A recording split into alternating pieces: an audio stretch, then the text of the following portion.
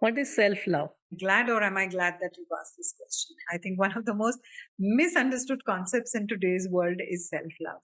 So self-love, somebody will post a picture of a pastry, a cake, and say self-love, and go to the salon, get their nails done and say self-love.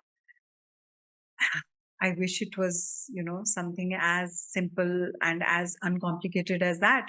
But I'm glad it isn't, to be honest, because when do I need self love? I need self love when I'm not looking pretty. I need self love when I don't have my act together. So, what is self love? Depends on what you understand the self as.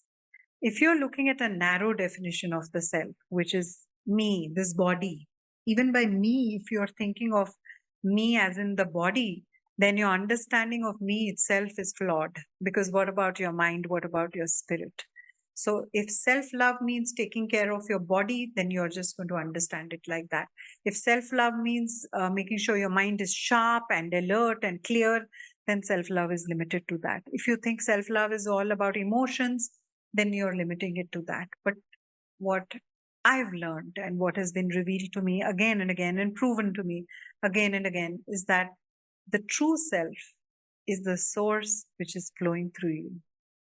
So when you can honor that this is the body made by the source, the same source which has made the galaxies and the mountains and the rivers, that mighty source chose to create this body. So then when I take care of this body, I'm not taking care of this myopic vision of self.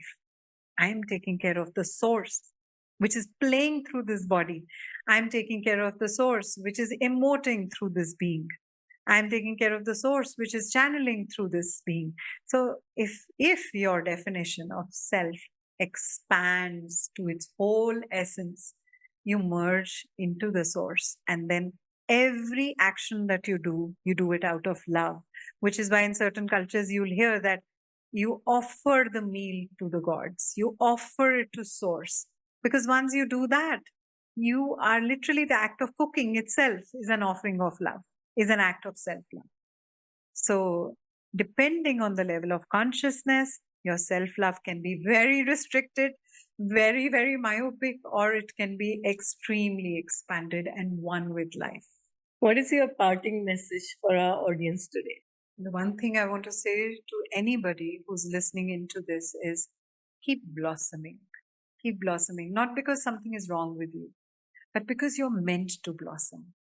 I always share the example of a rose. When it's a bud, it's perfect as it is. So you're perfect just the way you are, with the flaws, with the warts and all. But does that mean you're stagnant? Does that mean nothing is going to change? Change is going to happen any which way. You might as well participate in the change and enjoy the change. So the bud then blossoms into a half bloom. And when it blossoms into a half bloom, is it not the most perfect rose that there is? Of course, yes. But does that mean it stops growing? No, it doesn't. It then moves into a full bloom. And that's what we're meant to be. We're meant to blossom every moment. We're meant to express the source every moment. So stop playing small. Because your playing small is a play of your ego, which recognizes yourself as the small self. The moment you open up to your true self, it is endless. Your expansion, your growth, your blossoming. So just keep blossoming.